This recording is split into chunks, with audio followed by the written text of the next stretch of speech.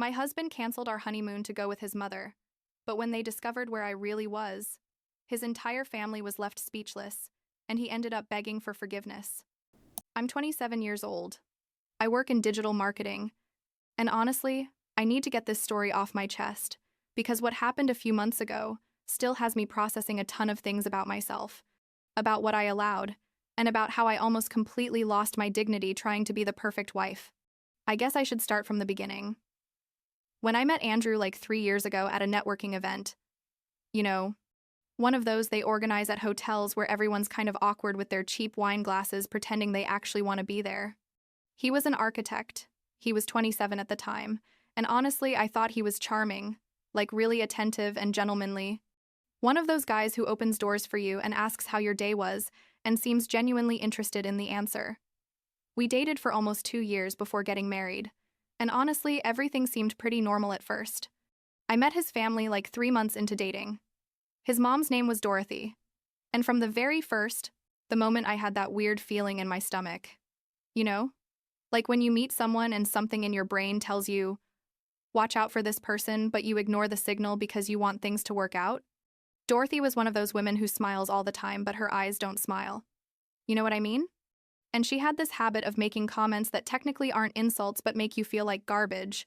Like she'd say things to me like, oh, how cute your dress is. It's very brave of you to wear that color with your skin tone. Or how interesting that you work in marketing. Andrew always said he wanted a wife with a more traditional career. Things like that. Constant. But always with that smile plastered on her face. My family was completely different. I mean, my parents, Edward and Margaret, were the warmest and most welcoming you could imagine.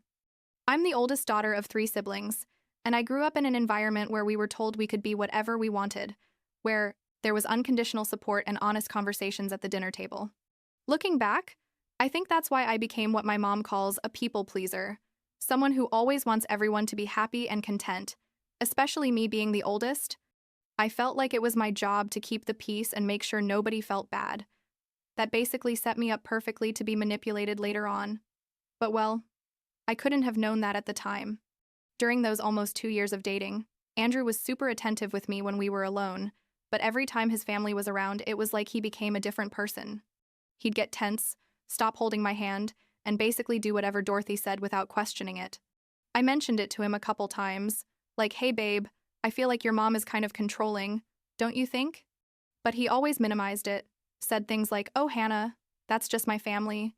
They're very close-knit. You should feel lucky they want to include you so much. And me, being the complacent idiot I was, thought, well, maybe he's right. Maybe I'm overreacting. Maybe that's just how close families are. We got engaged in December, and honestly, it was nice.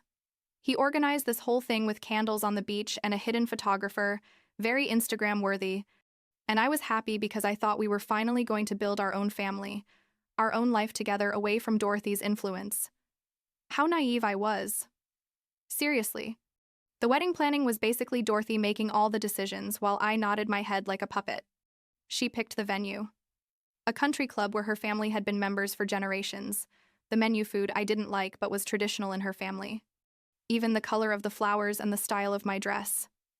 Every time I tried to suggest something, Andrew would say, Hannah, my mom has experience with these things. Just let her help. Okay? And I'd let her, because again, people pleaser, and because I thought once we were married things would change. The wedding was in July, like 8 months ago now, and it was exactly what Dorothy wanted. There were like 300 guests, most of them Andrew's family and friends, while I could barely invite 50 people. My best friend Courtney was there. She works in finance and is basically the opposite of me, super direct and unfiltered, and I remember she told me in the bathroom during the reception, Hannah, there's still time to run. This marriage feels more like a corporate merger than a celebration of love. I laughed and told her she was exaggerating, but part of me knew she was right. I just didn't want to admit it. The honeymoon was planned for Bali. We were going to be 2 weeks at an incredible resort, and I was super excited because we were finally going to have time alone, away from Dorothy and all her family. We had the flight booked for the day after the wedding, like we were leaving at 8 p.m., and I already had everything packed. I had researched all the places I wanted to visit, the temples, the beaches, the restaurants, everything. I was literally counting the hours. And then came the moment that changed everything. We were at our house. We had bought a house together 3 months before the wedding. Another giant mistake. And I was finishing packing. It was like 7 p.m., 1 hour before we had to leave for the airport. And Andrew walked into the bedroom with that face you make when you're about to say something you know is going to cause problems.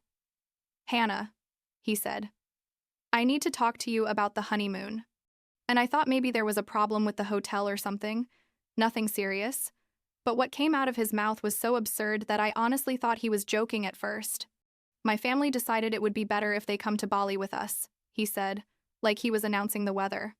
And he continued, "So basically, they're going to use the tickets we had reserved, and you're going to stay here at home because someone needs to clean up all the wedding mess and organize the gifts and write the thank you notes."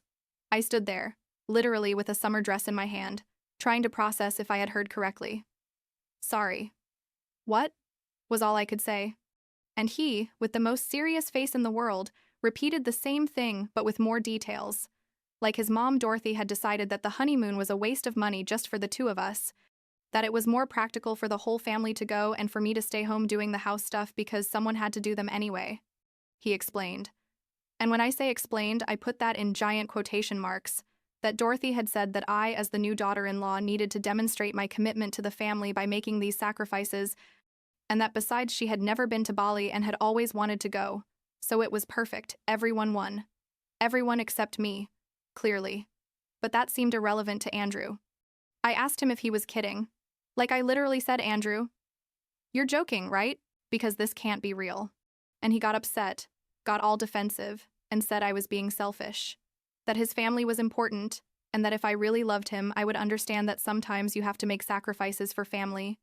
I felt like I was in an alternate dimension. Seriously. Like I had entered a parallel universe where this was normal and acceptable. I tried to reason with him, told him this was our honeymoon, that it's supposed to be for the couple, that taking his entire family was ridiculous and asking me to stay home doing chores was basically treating me like a servant. He just kept saying I didn't understand the importance of family, that I was being dramatic, and that if I wasn't willing to do this, then maybe we had made a mistake getting married. That last sentence hurt. I'm not going to lie. But it was also like a switch that flipped in my brain. Something in me, maybe the last trace of dignity I had left, said no, this isn't right.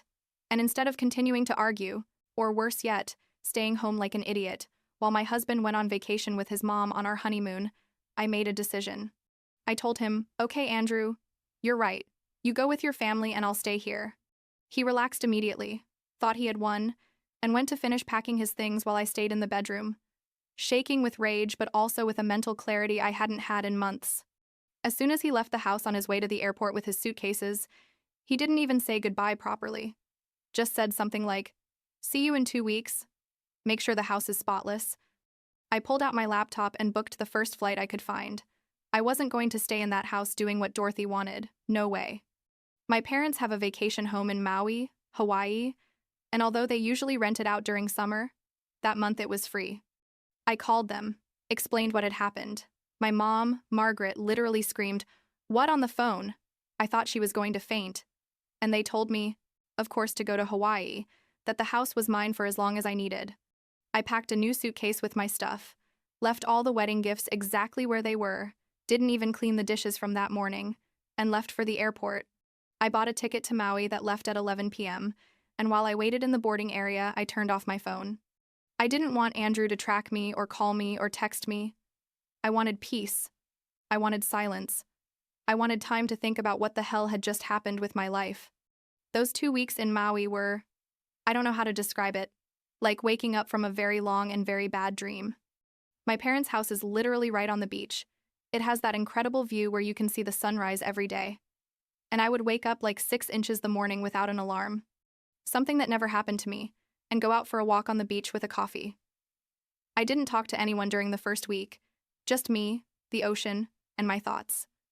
I did things I had never done, took surfing lessons, turned out I'm terrible, but I had fun trying, read like 5 books, cooked elaborate meals just for myself, and basically gave myself permission to exist without constantly worrying about pleasing someone else. It was in that second week that I really processed what had happened. Not just the honeymoon incident, but everything.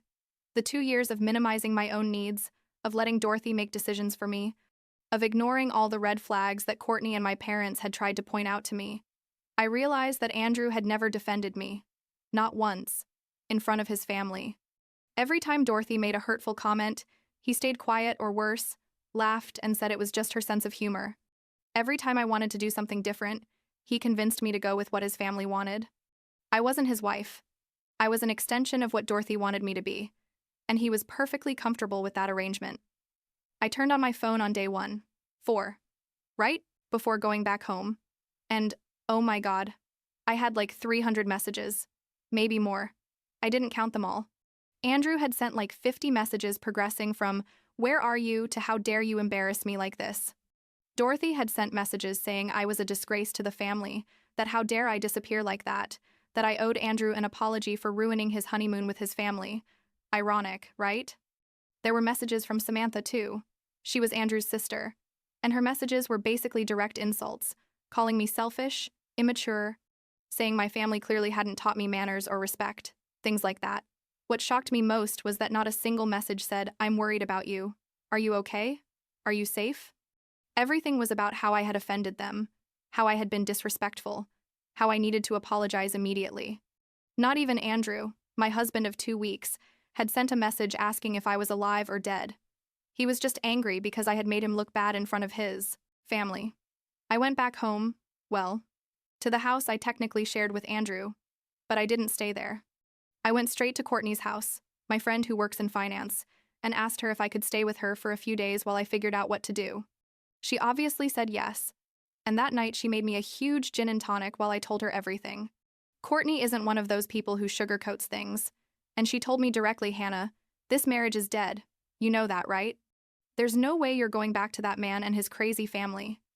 And I knew she was right, but I still had that part of me that thought maybe I can fix it. Maybe if I talk to Andrew, things can get better.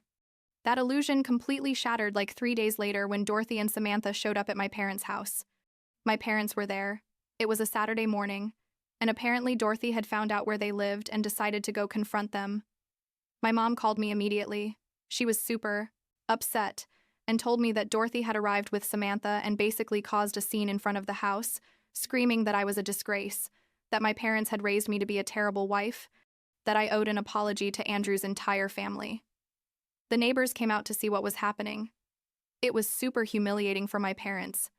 And my dad, Edward, who is the calmest person in the world, literally had to threaten to call the police to get them to leave. That was what made me understand this wasn't just about Andrew being a bad husband. This was about an entire toxic family that thought they could treat me like property, like someone without rights or a voice of their own. I called Andrew that afternoon, and it was probably the first time in our relationship that I spoke without a filter. I told him exactly what I thought, that his family was completely out of control, that what he had asked me to do with the honeymoon was absurd and abusive, that his mother had no right to show up at my parents' house to cause scenes. He, predictably, got defensive, said I had started everything by disappearing without saying anything, that it was my fault his family was angry. And then I said something that I think surprised both of us. I told him, "Andrew, I'm not going to apologize. If anyone should apologize, it's your family, to me and to my parents, and until that happens, I'm not going to talk to you or go back to that house." There was silence on the other end. I think he expected me to give in, like always. And when he realized I was serious, he started yelling, saying who did I think I was? That he was never going to force his family to apologize to me, that I was the one who was wrong. I hung up and blocked his number. I moved back in with my parents that week. I didn't feel safe at Courtney's house because Dorothy was clearly willing to show up at places to confront me, and I thought with my parents at least there was some protection. My dad even installed new cameras at the house, like he was worried the situation would escalate further. And honestly, I was worried too.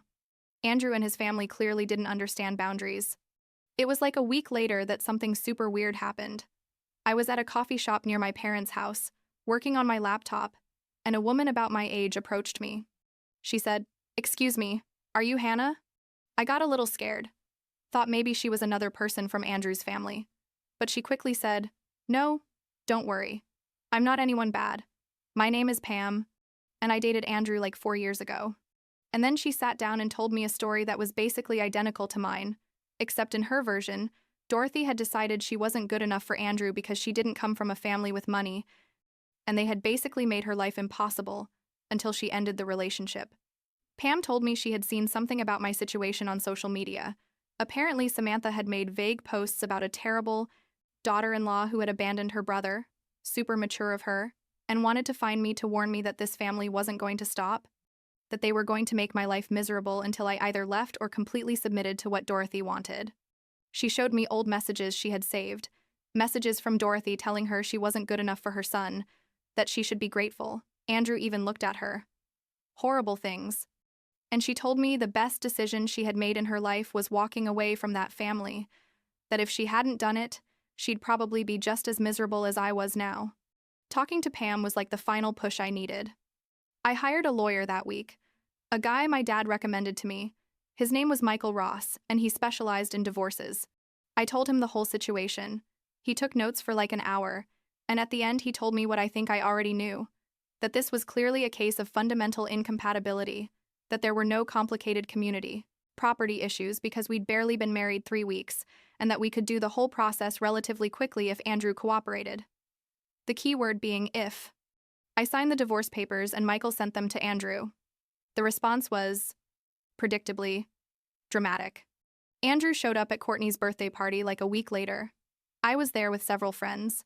It was at a bar, and he literally walked in screaming, "Where's Hannah? I need to talk to Hannah." Courtney tried to get him out, but he pushed her. Not hard, but still, you can't be pushing people. And he got to where I was. His face was red.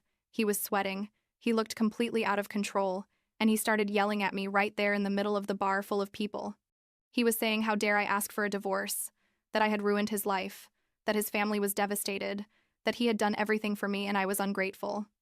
People were staring at us. Some took out their phones. It was super uncomfortable and scary, honestly. And then he said something that revealed exactly what kind of person he was. He yelled, "I bet you're already fucking someone else. I bet that's why you went to Hawaii. To be with your lover. You're a whore." And he pointed at a friend of mine, Daniel, who was standing nearby, and tried to go toward him, like he was going to hit him. Daniel hadn't done anything. He was literally just standing there drinking a beer. But Andrew in his head had created this whole narrative that I was cheating on him.